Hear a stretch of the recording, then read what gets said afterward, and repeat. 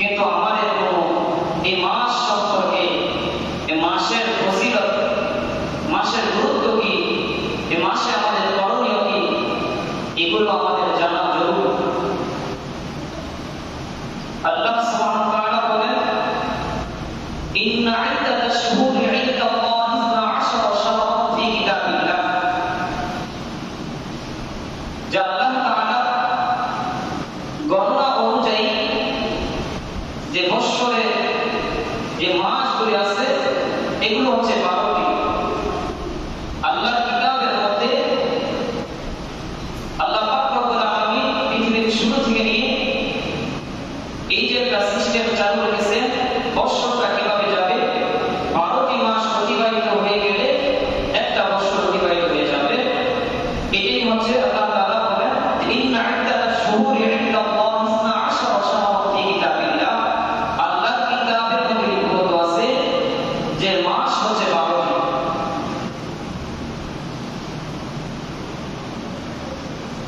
তবে আল্লাহ তাআলা এই 12 মাসের মধ্যে আল্লাহর দরবারে 4টি মাস অতি গুরুত্বপূর্ণ।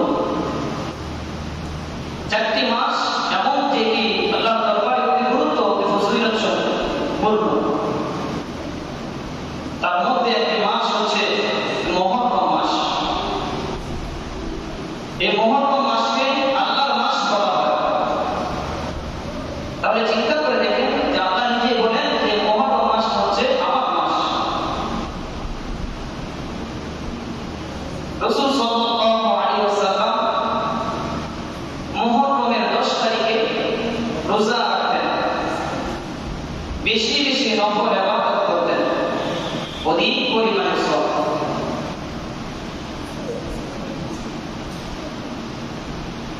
এজন্য আমাদেরকে মুহররম মাসের ফজিলত, তাৎপর্য জেনে আমল করা জরুরি। মুহররম মাস হচ্ছে আরবির গণনা অনুযায়ী বছরের শুরুর মাস। আমাদের বাংলা প্রথম মাস বৈশাখ মাস।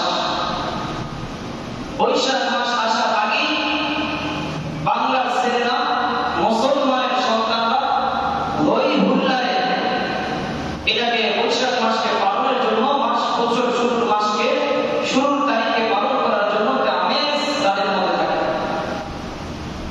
বাংলা মাসের চাইতেও বেশি তারা ফুর্তিতে মেতে ওঠে যে মাসগুলো হচ্ছে সেগুলো ইংরেজি মাস, যেগুলো ইংরেজরা আমাদের উপর চাপিয়ে দিয়েছে, যেগুলো আমাদের কালচারের সাথে কখনো যায় না, আমাদের নীতি নৈতিকতার সাথে কখনোই ওই মাসগুলি কোনো আমলের সাথে সম্পর্ক রাখে না।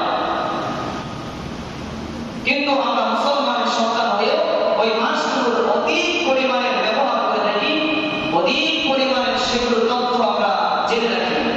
কিন্তু আফসোসের বিষয় হচ্ছে আমরা মুসলমানের সন্তান হয়ে, আমরা নবীর উম্মত হয়ে, আল্লাহর বান্দা হয়ে আল্লাহ রাসূল যে বিধান দিয়েছেন সেইগুলোর ব্যাপারে আমরা কাফের। আফসোস। প্রত্যেকটা ইবাদত আল্লাহ তাআলা সময়ের সাথে সম্পর্ক রেখেছেন, মাসগুলোর সাথে আমলগুলোর সম্পর্কযুক্ত। রমজান মাসে আমরা যদি রমজানের রোজা না রাখি, অন্য মাসে রোজা রাখি, তাহলে কি আমাদের রোজা ফরজ আদায় হবে? এটা হবে না। এই জন্য রমজান মাস যখন আসে, রমজান মাসের গণনাটা আপনার আমার রাখা জরুরি।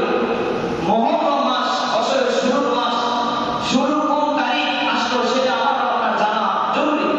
মুসলমানের সন্তান হতে এটি জানা তো দরকার, এবং তার মধ্যে কোন ফজিলত আছে, কোন হুকুম আহকাম আল্লাহ রাসূল সাল্লাল্লাহু আলাইহি ওয়াসাল্লাম দিয়েছেন সেটি জানা তো অবশ্যই।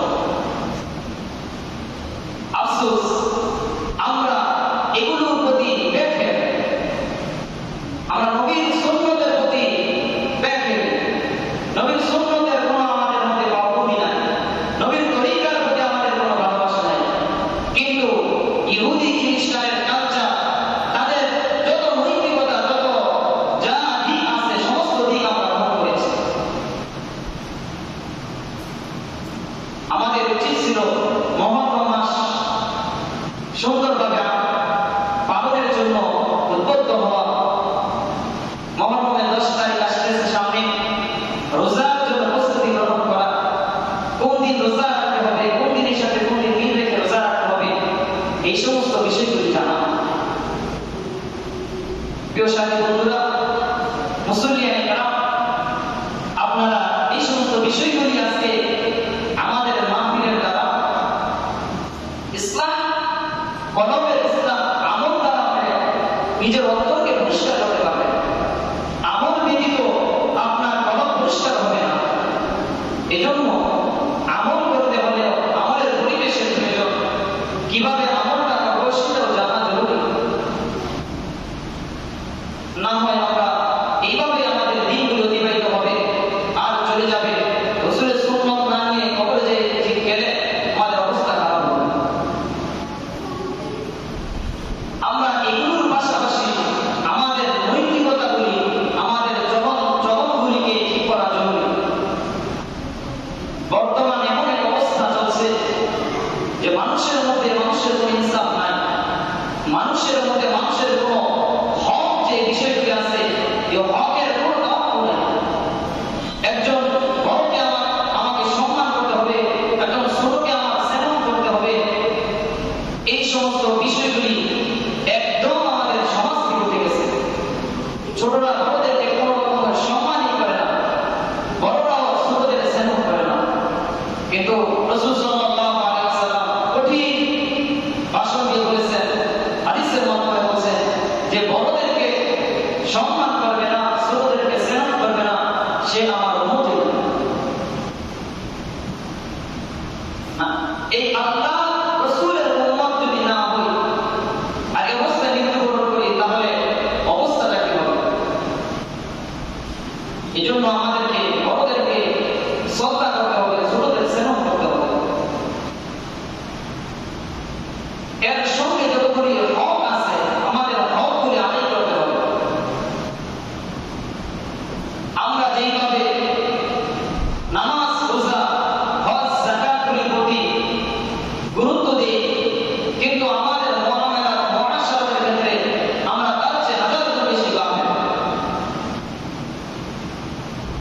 কিন্তু কিতাবের মধ্যে আছে যে ইমানদার মুসলমানের, একজন মুমিনের প্রথম অবস্থা হচ্ছে আল্লাহর উপর বিশ্বাস স্থাপন করা, ঈমান আনা। ঈমানের পরে আল্লাহর দেওয়া হুকুমগুলি, বিধানগুলি পালন করা, যেমন নামাজ, রোজা, হজ, যাকাত, এগুলো পালন করা। তারপরে আমার আপনার নৈতিকতা ঠিক রাখা, অর্থাৎ মুআমালাত, মুআশারাতগুলি ঠিক করা।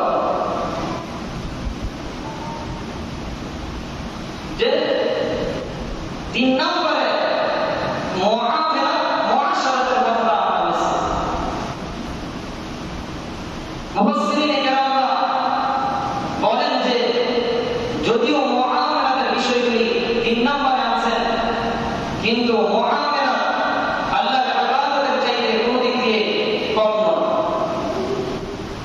বরঞ্চ আল্লাহর ইবাদতগুলির চাইতেও এই মুআমালাত, মুআশারাতটা অতি গুরুত্ব।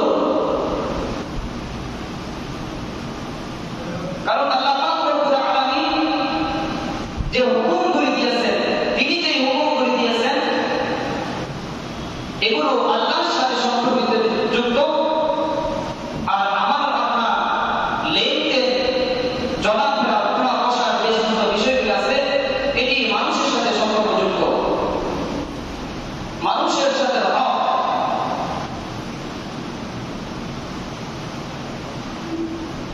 আল্লাহ তাআলা তার যে হকগুলি নষ্ট করবে উম্মত, আল্লাহ চাইলে তার হকের যে পাপ হবে সেটা মোচন করে দিতে, মাফ করে দিবেন। কিন্তু বান্দার যে হকটা আছে, এই হক যদি আপনি ত্রুটি করেন,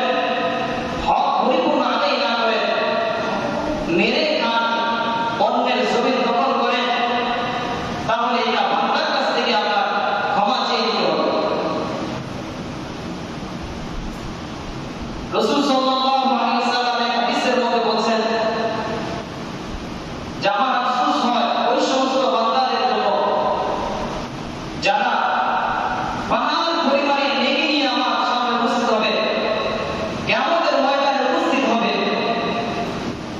কিন্তু আফসোসের বিষয় হচ্ছে যে এত নেকি আনার পরেও তারা জাহান্নামে যাবে। সাহাবায়ে কেরাম জিজ্ঞাসা করলেন, ইয়া রাসূলুল্লাহ,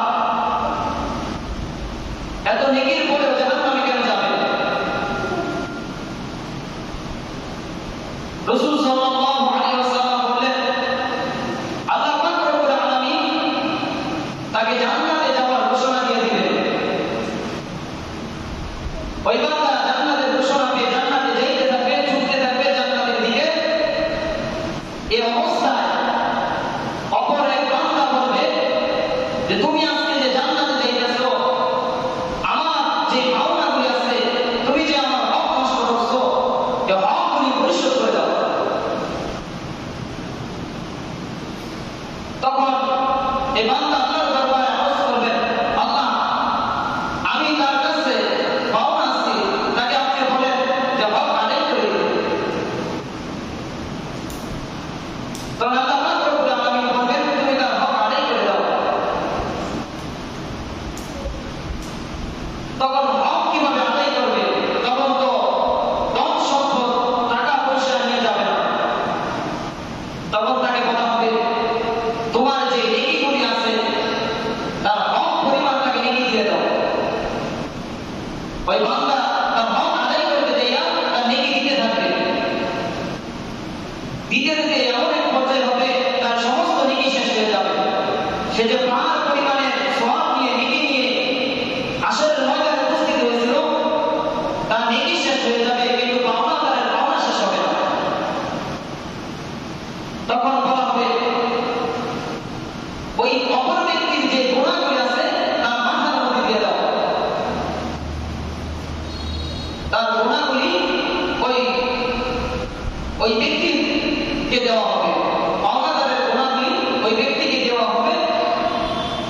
তো সে জান্নাতে যাওয়ার যে আল্লাহ পাক রব্বুল আলামিন জান্নাতে যাওয়ার জন্য তাকে বলেছিলেন, তার হক পাওনাদারের পাওনা আদায় করতে করতে এক পর্যায়ে সে জাহান্নামে যাবে। কত গুরুত্বপূর্ণ বিষয়!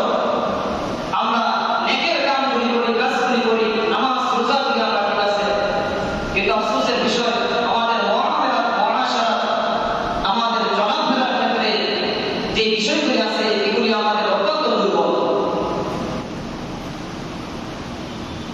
আপনি আর আমি চাইলে আমার জীবনের বুঝ থেকে নিয়ে মৃত্যু পর্যন্ত সওয়াবের দ্বারা ভরপুর করতে পারি। অল্প কিছু সময় হচ্ছে আল্লাহর ইবাদত করি, নামাজ অল্প সময় পড়ে ৫ ওয়াক্ত নামাজ পড়ে শেষ, রোজার দিনে রোজা রাখি শেষ। কিন্তু আমি আর আপনি যদি চাই প্রত্যেকটা সময় আমি নেক আদায় করব, নেক কামাই করব, তাহলে আমি করতে পারি। সেটা আমার কিভাবে? আমার মুআমালাত, মুআশারাতটা যদি আমি ঠিক রাখি, তাহলে আমার প্রত্যেকটা সেকেন্ডে সেকেন্ডে নেক হইতে থাকবে। আমার উপরে যে আমার পরিবারের হক আছে সেটা আমার আদায় করতে হবে। আমার সমাজের যে হক আমার উপর আছে সেই হক আদায় করে দিতে হবে। আমার লেনদেনের বিষয়গুলি যেইভাবে করলে কোরআন ও হাদিস মোতাবেক হবে, সেইভাবে যদি আমি করি, তাহলে আমার এই কাজটা নেকের দ্বারা পরিবর্তন হবে। আর আমার এই সমস্ত কাজগুলি যদি আমি কোরআন সুন্নাহর বাহিরে যেয়ে করি, তাহলে আমার গুনাহে লিপ্ত হবে।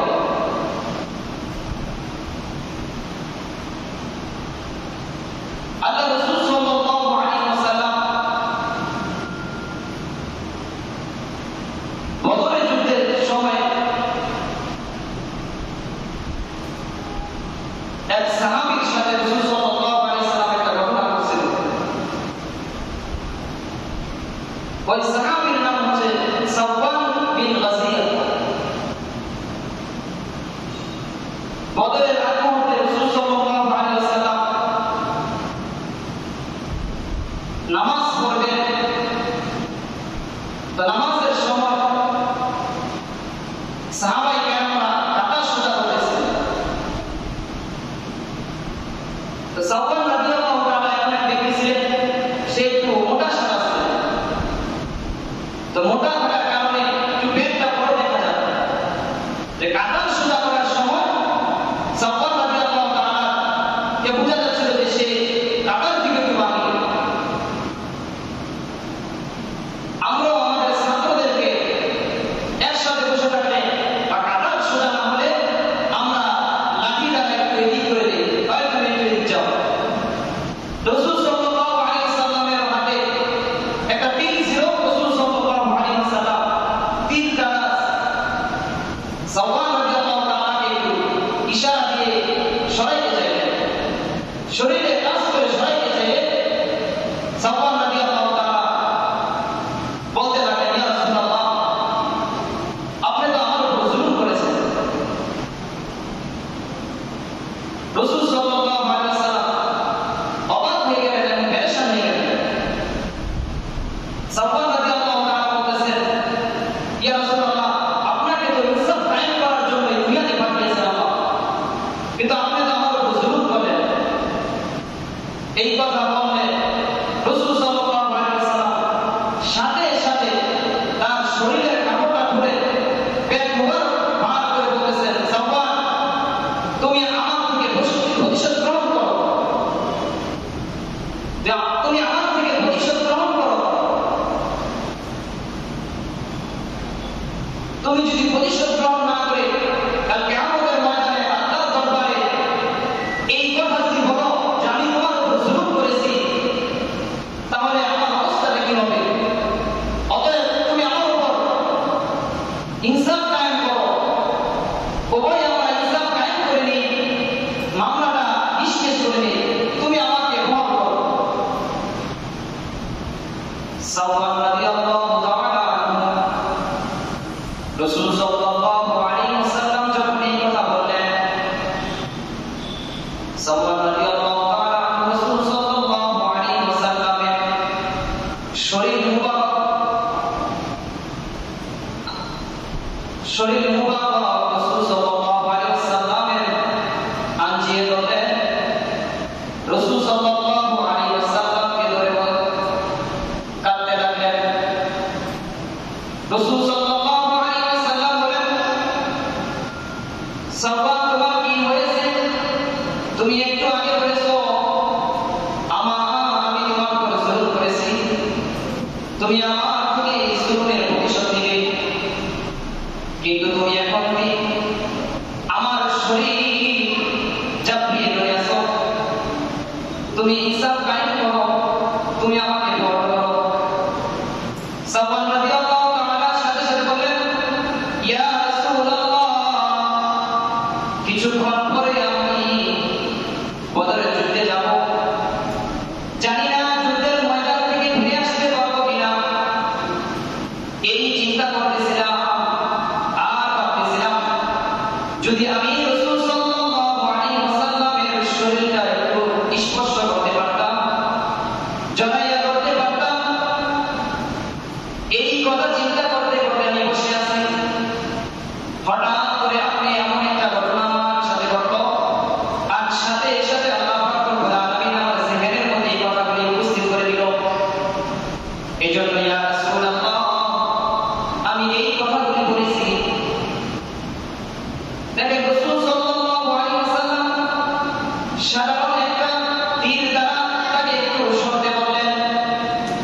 সাহাবী যে বলে উঠলেন যে, ইয়া রাসূলুল্লাহ, আপনি আমার উপর জুলুম করেছেন, আমার হক নষ্ট করেছেন। এই জুলুমের প্রতিশোধের জন্য রাসূল সাল্লাল্লাহু আলাইহি ওয়াসাল্লাম পেরেশান হয়ে গেলেন। রাসূল সাল্লাল্লাহু আলাইহি ওয়াসাল্লাম সাথে সাথে বললেন ইনসাফ কায়েম করার জন্য, যে আখিরাতের ময়দানে বিচারের কাজ গোলায় যাতে করে আল্লাহর সামনে দাঁড়াতে হয়, সেই দিন যেন কেউ যেন কি করতে না পারে, কোনো মামলা দায়ের না করতে পারে। কিন্তু আমরা হাজার হাজার অপরাধ করতেছি, হাজার হাজার হক নষ্ট করতেছি, আমরা তাদের পাওনা পরিশোধ করতেছি না।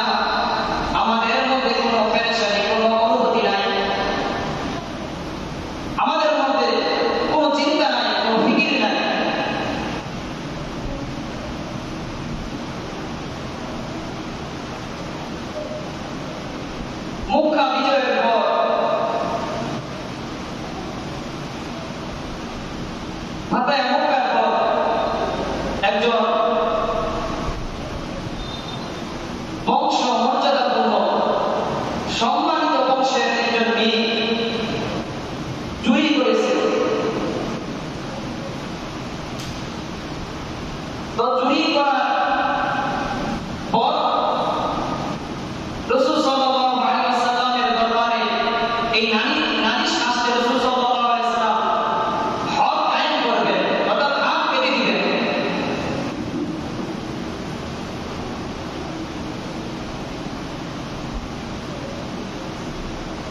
হাত কাটার যখন রাসূল সাল্লাল্লাহু আলাইহি ওয়াসাল্লাম প্রস্তুতি গ্রহণ করতেছিলেন,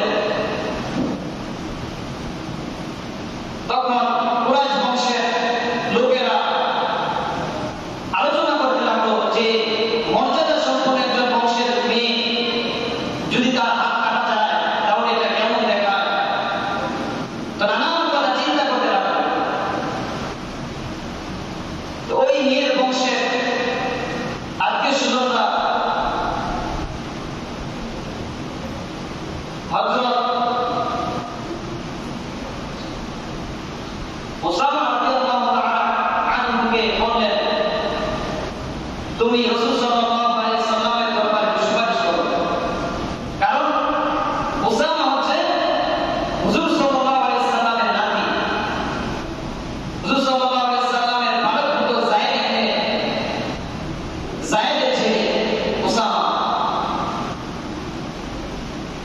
যেহেতু যে যাকে ভালোবাসে তার প্রতি দুর্বল থাকে, এই চিন্তা করে কুরাইশ বংশের ওই মেয়ের আত্মীয় স্বজনরা উসামা রাদিয়াল্লাহু তাআলাকে বললেন। উসামা রাসূল সাল্লাল্লাহু আলাইহি ওয়াসাল্লামের দরবারে আসলেন, এসে বলতেছেন, দাদা আমি আপনার সাথে একটু কথা বলতে চাই। রাসূল সাল্লাল্লাহু আলাইহি ওয়াসাল্লাম বললেন, কি বলতে চাও বলো। তো উসামা রাদিয়াল্লাহু তাআলা বললেন, দাদা বিচারটাকে একটু শিথিলতা করা যায় না, মানে বিচারটা একটু হালকা করা যায় না। এই কথা বলার পর রাসূল সাল্লাল্লাহু আলাইহি ওয়াসাল্লাম তো সাথে সাথে রেগে গেলেন। রাসূল সাল্লাল্লাহু আলাইহি ওয়াসাল্লামের চেহারা মলিন হয়ে গেল, লালিমা ভাব প্রকাশ হয়ে গেল। সাহাবায়ে কেরাম দেখে বুঝতে পারলেন রাসূল সাল্লাল্লাহু আলাইহি ওয়াসাল্লাম রাগ করছেন। রাসূল সাল্লাল্লাহু আলাইহি ওয়াসাল্লাম উসামা রাদিয়াল্লাহু তাআলাকে বলতেছেন, উসামা তুমি কি আমাকে আসমানের মালিকের বিচার আমাকে ছোট করতে বলো? আসমানের মালিকের যে বিধান আমাকে কায়েম করতে বলা হয়েছে সেই বিধানকে আমি হালকা করব? রাসূল সাল্লাল্লাহু আলাইহি ওয়াসাল্লাম সাথে সাথে কাপড় ঘর থেকে বাইরে হয়ে গেলেন। রাসূল সাল্লাল্লাহু আলাইহি ওয়াসাল্লাম বুঝতে পারলেন যে এটা সাহাবায়ে কেরামরা সাহস করতে পারে নাই বলে উসামাকে আবার সামনে পাঠাইছে।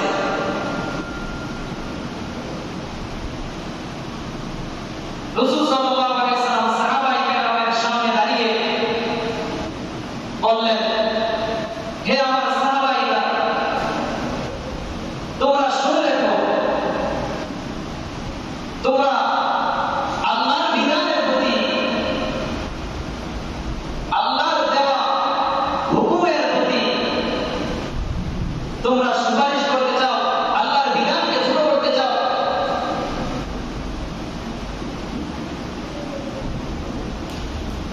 আজ উচ্চ বংশের মর্যাদা সম্পূর্ণ বংশের মেয়ের হাত কাটা যাবে বিধায় আল্লাহর বিধানকে শীতলতা করতে চাও। মনে রেখো, শুধু কুরাইশ বংশের নয়, সে যদি আমার মেয়ে ফাতেমা হতো তাহলেও আমি তার হাত কেটে দিতাম। কারণ চুরি করেছে, তার বিধান হচ্ছে হাত কেটে দেওয়া। ইনসাফ, এটাই ইনসাফ।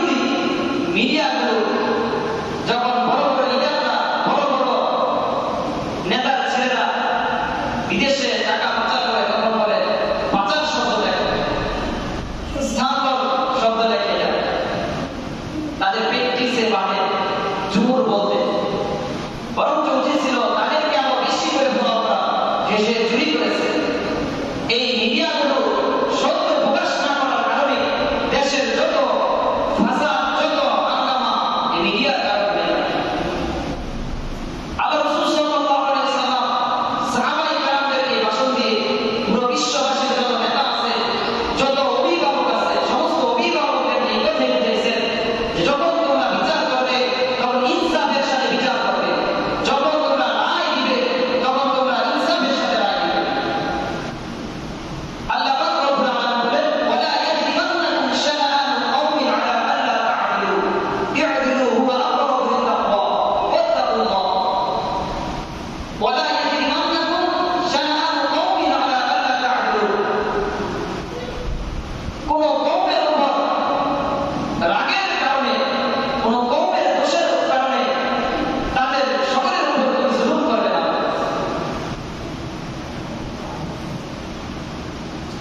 ইনসাফ কায়েম করবে, আর যেই বান্দা ইনসাফ কায়েম করে সে আমার নৈকট্য বা নিকটবর্তী যেন হয়ে যায়। ইনসাফ করে আল্লাহর নৈকট্য অর্জন করবে।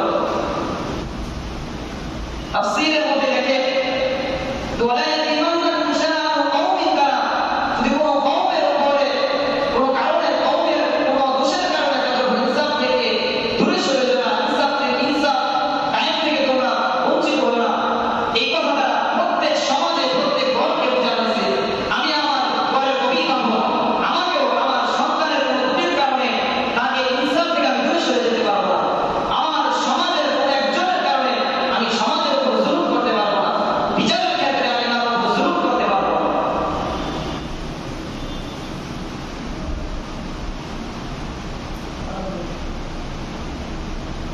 রাসূল সাল্লাল্লাহু আলাইহি ওয়াসাল্লাম বলেন,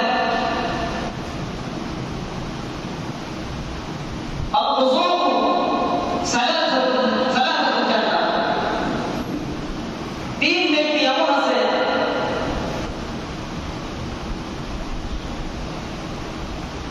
যে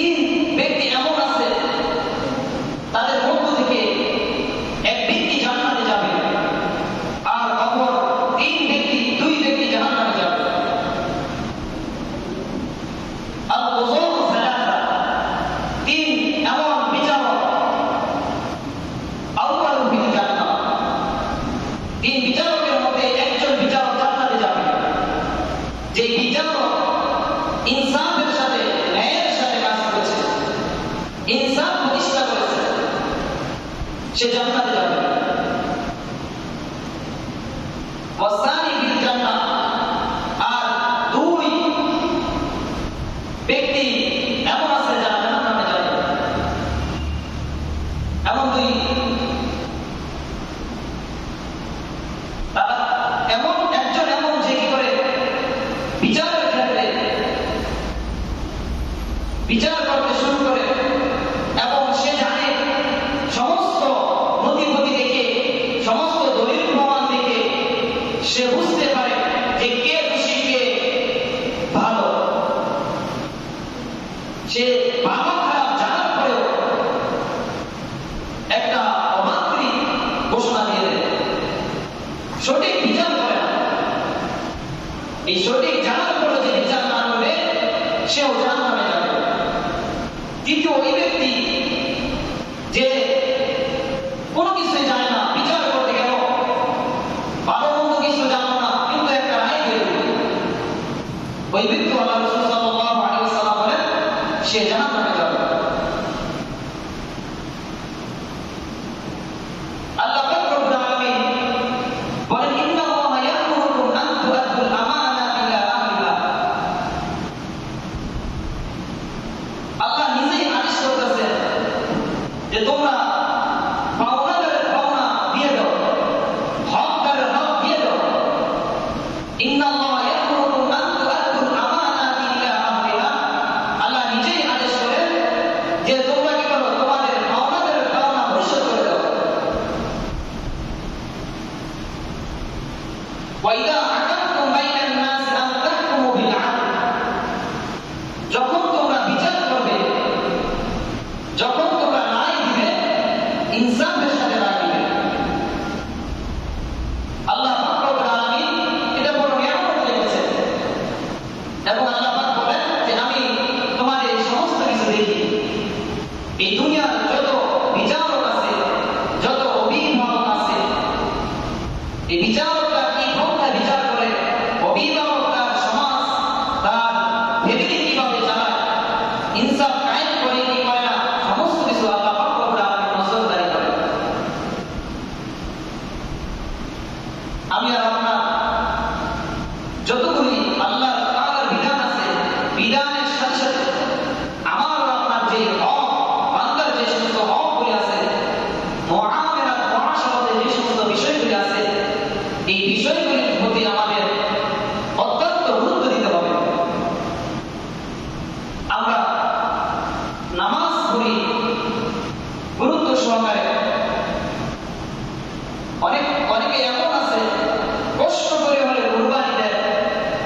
কষ্ট করে হলেও রোজা রাখে, কষ্ট করে অনেকে হজ করে। এটা আফসোসের বিষয় হচ্ছে এই আমলগুলির পরেও আমাদের যে আরেকটা আমল বা দায়িত্ব বড় ধরনের, সেটা হচ্ছে মুআমালাত মুআশারা। কিন্তু আমরা এই মুআমালাত মুআশারাতের ব্যাপারে একদম নাজেহাল, আমাদের কোনো গুরুত্ব নাই। আমি আর আপনি ব্যবসা করি, ব্যবসার বিধিবিধানগুলো আল্লাহ পাক রব্বুল আলামিন পবিত্র কোরআন কারীমের মধ্যে দিয়েছেন, এবং মাদ্রাসার পাঠ্যপুস্তকগুলির মধ্যে যে হেদায়া নামক যে কিতাবটা পড়া হয়, এই কিতাবের বেশিরভাগ অংশই আপনি আমি কিভাবে লেনদেন করব, কিভাবে ব্যবসা করব, কিভাবে চলাফেরা করব, সমস্ত কিছু আলোচনা করেছে।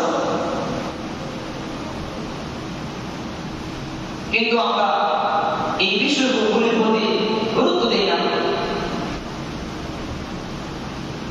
আজকে আমি আপনি লেনদেন করি, কোন সাক্ষী প্রমাণ থাকে না। আমি আর আপনি মানুষদেরকে কোনো একটা কিছু দেই, সেটার কোনো সাক্ষী প্রমাণ থাকে না। না থাকার কারণে যখন আদায় করতে যাই আমরা তখন এটা নিয়ে ঝগড়া বিবাদ হয়ে যায়। কিন্তু আল্লাহ পাক রব্বুল আলামিন বলেন, ইয়া আইয়ুহাল্লাযীনা আমানু ইযা তাদায়ানতুম বিদাইনিন ইলা আজালিন মুসাম্মা, তোমরা যখন লেনদেন করবে, তোমরা যখন পণ্য আদান প্রদান করবে, তখন তোমরা কি করো? লিখে রাখো। তোমরা একজন লেখকের মাধ্যমে সেটা লিখে রাখো। আল্লাহ আদেশ করেন ওই লেখককেও, যে লেখকও যেন ইনসাফ কায়েম করেন, লেখকও যেন বেশি কম বেশি না করেন। কারণ আমি মূর্খ, আমি যদি লেখককে আনলাম, ভাই আপনি আমার এই যুক্তিটা লিখে দেন, এই জায়গার মধ্যে যদি আমি ত্রুটি করি, তাহলে তো ইনসাফ কায়েম হলো না। সেই কথাটাই লেখককে, একজন কাতেবকে আল্লাহ পাক রব্বুল আলামিন হুঁশিয়ার করে দিচ্ছেন যে সে যেন ইনসাফের সাথে লিখে রাখে। এটা দ্বারা ফায়দা কি? বিশাল ফায়দা। লিখে রাখলে আপনি যে কোনো মামলা মোকদ্দমার মধ্যে উপস্থিত করতে পারবেন। আল্লাহ পাক এগুলি স্পষ্ট করে দিয়েছেন।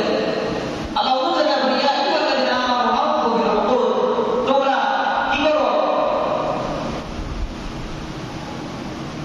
তোমরা তোমাদের যে চুক্তি হবে সেটার প্রতি একত্রবদ্ধ হও, ওয়াদাবদ্ধ হও। কিন্তু আমরা কথার উপরে সব কাজ করে থাকি, কথার উপরে আমাদের সমস্ত কিছু চলে, কিন্তু পরিশেষে দেখা যায় আমাদের সমাজে, আমাদের রাষ্ট্রে, আমাদের পৃথিবীতে ঝগড়া বিবাদ থাকতেই থাকে। এগুলোর কারণ হচ্ছে আমাদের যে মুআশারাত মুআশারাতগুলো আছে, এগুলো আমরা ঠিক করতে পারি না। কিভাবে আমি আমার ফ্যামিলির সাথে চলতে হবে, কিভাবে আমার দোকানপাট চালাইতে হবে, কিভাবে আমার রাষ্ট্র বা আমার ক্ষমতা, যদি আমি রাষ্ট্র ক্ষমতায় যাই, সমাজের ক্ষমতায় আমি যদি একজন লিডার হই, আমাকে কিভাবে দায়িত্ব পালন করতে হবে, এই সমস্ত বিষয়ে আমরা ভাবি। যদি আমি আর আপনি ইনসাফ কায়েম করি, তাহলে আমার আপনার লাভ কি?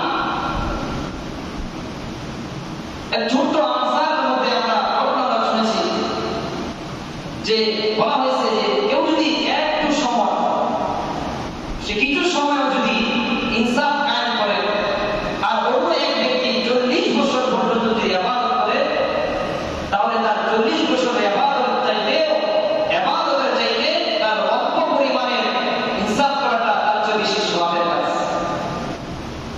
আবু হুরায়রা রাদিয়াল্লাহু তাআলা বলেছেন, রাসূল সাল্লাল্লাহু আলাইহি ওয়াসাল্লাম বলেন যে আল্লাহর বান্দারা তার প্রজাদের প্রতি ইনসাফ কায়েম করো, প্রজার প্রতি কোন সময় ইনসাফ কায়েম করো।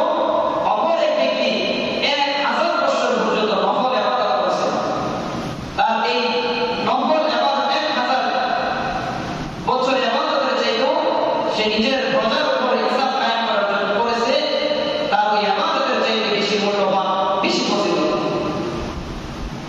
এই হাদিসের ব্যাখ্যাকার বা তাফসীরে লেখেন, প্রজারা সমস্ত মানুষদেরকে বোঝানো হয়েছে। আমি আমার পরিবারের কর্তা, অভিভাবক, আমার ছেলে সন্তানদের প্রতি আমার কি করতে হবে? ইনসাফ কায়েম করতে হবে।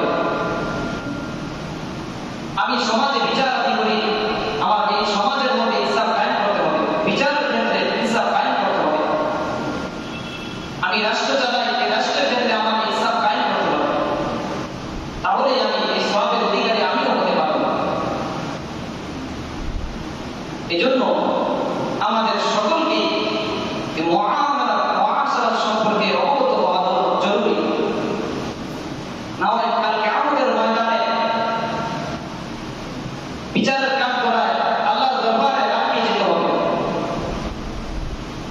আল্লাহ পাক রব্বুল আলামিন বলেন ওয়াইলুল লিল মুতাফফিফিন, তাদের দুর্ভোগ আল্লাযীনা ইযা কানু আলান নাস ইসতাওফুন, যে তাদের দুর্ভোগ এরা কারা? এরা হচ্ছে ওই সমস্ত ব্যক্তি যারা মাপে কি করে আনার সময় বেশি আনে, অপর থেকে নেওয়ার সময় বেশি দেয়, কিন্তু দেওয়ার সময় কম দেয়। আল্লাহ পাক রব্বুল আলামিন বলেন আলা ইয়াকুনু উলাইকা আন্নাহুম মাবউসুন, তারা কি ওই দিন সম্পর্কে অবগত হয় না? তারা কি ওই দিন সম্পর্কে তাদের মাথায় আসে না যেদিন আল্লাহর দরবারে আল্লাহর সামনে দাঁড়াইতে হবে? ইয়াউমিন আযীম, যে বড় একদিন আসবে, ওই দিন কঠিন দিন আল্লাহর সামনে দাঁড়াইতে হবে। আমাদেরকে সচেতন হতে হবে।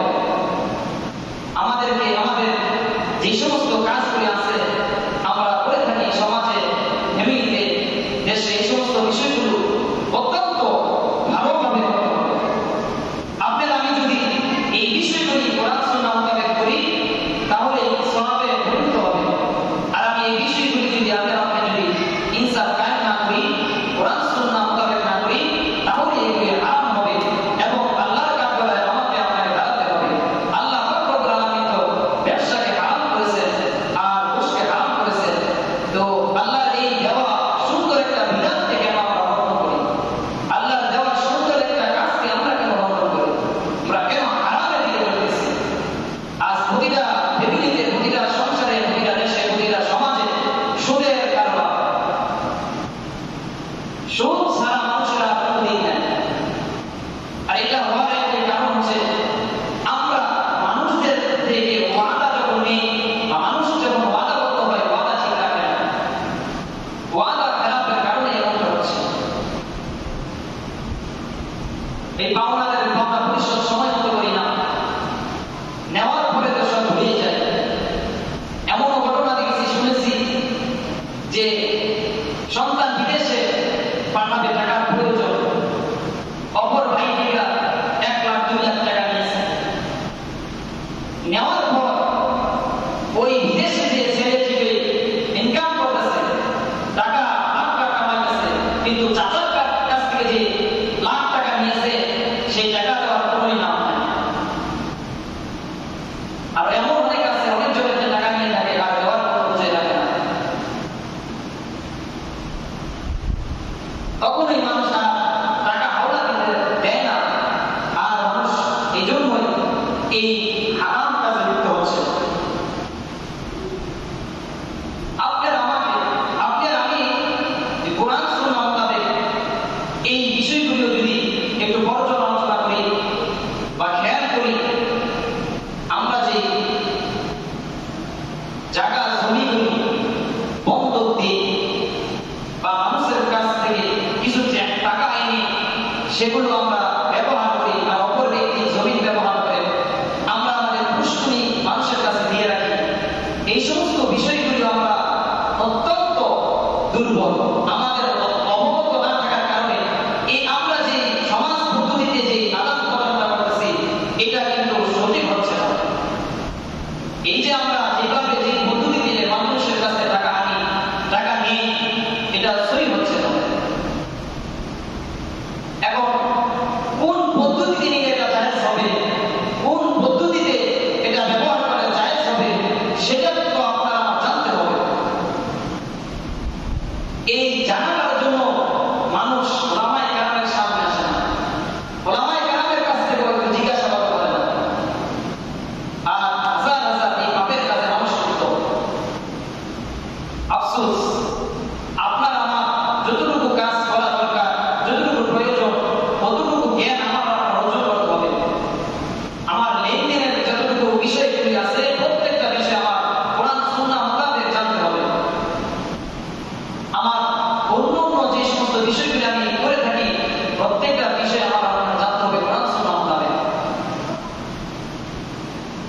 এই কোরআন সুন্নাহ মোতাবেক জানার জন্য আপনাকে আপনার সন্তানকে মাদ্রাসামুখী করতে হবে। আপনাকে হুজুরদের কাছে আসতে হবে, জিজ্ঞাসা করতে হবে, হুজুর আমি এইভাবে টাকা আনতে চাই, আমি কিভাবে আনলে জায়েজ হবে আর কিভাবে আনলে জায়েজ হবে না সেই বিষয়টা জানতে হবে। ইমাম সাহেবের কাছে আসতে হবে। মানুষ হুজুরদের কাছে আসে না, আসলে তো মনে করে যে হুজুরের কাছে বললে হুজুর হয়তো নাজায়েজ বলে দিবে। না, হুজুর নাজায়েজ বলবে না, নাজায়েজটা নাজায়েজ ঠিকই বলবেন, কিন্তু নাজায়েজের বিষয়টা কোরআন সুন্নাহ মোতাবেক জায়েজের মধ্যে আছে। প্রত্যেকটা বিষয়ের জায়েজ যেমন আছে, নাজায়েজ আছে, অনুরূপ নাজায়েজের একটা জায়েজ পদ্ধতি আছে। আপনি যদি ইমাম সাহেবের কাছে, বিজ্ঞ আলেমের কাছে আপনার ওই বিষয়টা নিয়ে আলোচনা করেন, ওই বিজ্ঞ আলেমের কাছে যদি বলেন হুজুর আমি ব্যাংকের থেকে 1 লাখ টাকা আনতে চাই, আমি কিস্তি থেকে টাকা আনতে চাই, আমি অমুক থেকে টাকা আনতে চাই, তাহলে আমি কোন পদ্ধতিতে আনলে জায়েজ হবে আমাকে বলেন। হুজুর তখন যেই পদ্ধতিতে জায়েজ ঠিক ওই পদ্ধতির কথা বলে দিবেন। কিন্তু আমি আর আপনি ওলামায়ে কেরামের সামনে আসি না, ওই যে আমরা মনে করি সমস্ত কিছু নাজায়েজ বলে দিব ওলামায়ে কেরাম, এটা ঠিক নয়। আপনি আসেন, দেখেন, বসেন, জিজ্ঞাসা করেন, তাহলে আপনি সহি বুঝতে পারবেন। আলোচনার দ্বারা, আপনার কথা বলার দ্বারা তখন আপনার বিষয়গুলি স্পষ্ট হবে। কিন্তু আফসোস এখন দিন দিন মানুষ ওলামায়ে কেরাম থেকে সরে যাচ্ছে, ওলামায়ে কেরামদের থেকে সরে যাচ্ছে, ওলামায়ে কেরামের ছোটখাটো বিষয়গুলোকে নিয়ে তারা সমালোচনা হচ্ছে। আপনি আপনাকে বাঁচান। আপনি যে আজকে যে মুআমালার মধ্যে আছেন, আপনি যে মনে করেন ব্যবসার মধ্যে আছেন, আপনি একটা চাকরির মধ্যে আছেন, আপনি চিন্তা করেন আমার এই ব্যবসাটা কোন পন্থায় করে জায়েজ হবে, কিভাবে করে জায়েজ হবে, ওই চিন্তা করেন। আমি যে চাকরিটা করি কোন পদ্ধতিতে চাকরিটা করলে আমার হালাল হবে, আমার জায়েজ হবে, ওই পদ্ধতিটা শেখার জন্য চেষ্টা করেন। আমার সন্তানকে আমি কোন জায়গায় পড়াইলে ভালো হবে সেই চিন্তা করেন। নিজের চিন্তাটা করেন, আমি কিভাবে চললে আমার মুআমালাটা ঠিক হবে, মুআশারাটা ঠিক হবে, আমার কোন জায়গায় দুর্বলতা আছে, ওই দুর্বলতাটা বুঝে নিজে কোরআন সুন্নাহ মোতাবেক শিখে সেটা সহি করেন, তাহলে আপনি লাভবান হতে পারবেন। না হয় এই যে আমরা আমাদের সমাজ যেভাবে চলতেছে, আমাদের সমাজটা পূর্ববর্তী মানুষের দেওয়া অনেক কাজ আছে, এটা ওই মানুষের মুখে মুখে চলতেছে, এটা এখনো চলতেছে। সমস্ত কাজ কোরআন সুন্নাহর বাইরে চলতেছে। এটা বাইরে চলার একমাত্র কারণ হচ্ছে আমরা জানার না কারণে। আমাদের জানার দরকার ছিল, জানার জন্য যেভাবে দরকার ঠিক ওইভাবে আসতে হবে।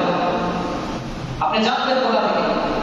আপনি তো মাদ্রাসায় আসতে হবে, ওলামায়ে কেরামের মজলিসে বসতে হবে, হক্কানি আলেমের কাছে আসতে হবে, এবং আপনার সন্তানকে সেই বিষয়টি শিক্ষা দেওয়ার জন্য মাদ্রাসামুখী করতে হবে। কিন্তু আমরা এগুলো না করে বিভিন্ন রকমের চিন্তা ফিকির নিয়ে চলছি আর সন্তানদেরকে বড় করতেছি। বড় হওয়ার পরে সন্তানও আমাদের মতো নাজায়েজের কাছে করতেছে।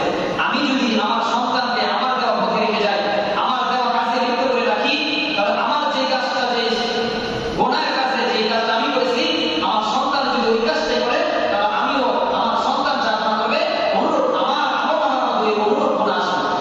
এই জন্য প্রিয় এলাকাবাসী, প্রিয় মুসলিয়ানে কেরাম, আমাদের উচিত আমাদের সহি বুঝটা নেওয়া, কিভাবে কোন বিষয়টা আদায় করতে হবে। আমি যে কাজ করি, আমি দোকানে কাজ করলে, আমি যদি দোকানের কর্মচারী হই, আমার কর্মচারী হিসেবে কতটুকু কিভাবে কাজ করতে হবে সেই বিষয়টা শিখতে হবে। আমি একজন কর্মকর্তা, লিডার, আমি একজন লিডার, কিভাবে আমার সমাজ চালাইতে হবে ওইটাও আমাকে শিখতে হবে। এই শিক্ষা আপনাকে অর্জন করতে হবে। যদি শিক্ষা অর্জন না করে আপনার মন গড়া পূর্বের দেওয়া নীতি অনুযায়ী, পূর্বের দেওয়া মানুষের কথা অনুযায়ী চালাইতে থাকে আর এইভাবে আমল করতে থাকে, তো কাল কিয়ামত পর্যন্ত আমল করলে এই আমল দ্বারা আপনি কখনো নাজাত পাবেন না। এই জন্য কোরআন সুন্নাহ মোতাবেক আমল করতে হবে, আর কোরআন সুন্নাহ মোতাবেক আমল আপনাকে শিখতে হবে। আর এই শিক্ষাগুলো প্রতিষ্ঠানের মাধ্যমে হয়ে থাকে। এই জন্য নিজেরা শিখবেন এবং নিজেদের সন্তানাদিগুলোকে শিখাইবেন। আর এই শিখার জন্য মাদ্রাসার মধ্যে আপনাদের সন্তানগুলোকে ভর্তি করার চেষ্টা করবেন ইনশাআল্লাহ। আল্লাহ পাক রব্বুল আলামিন আমাদের সকলের মুআমালাত মুআশারাত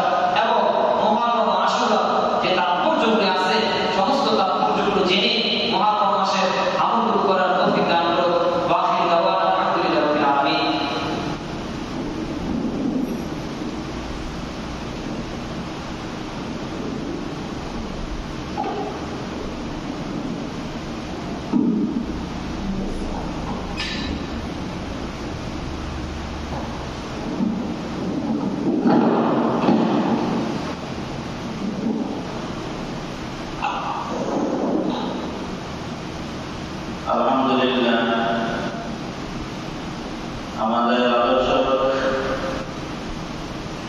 মোহাম্মদ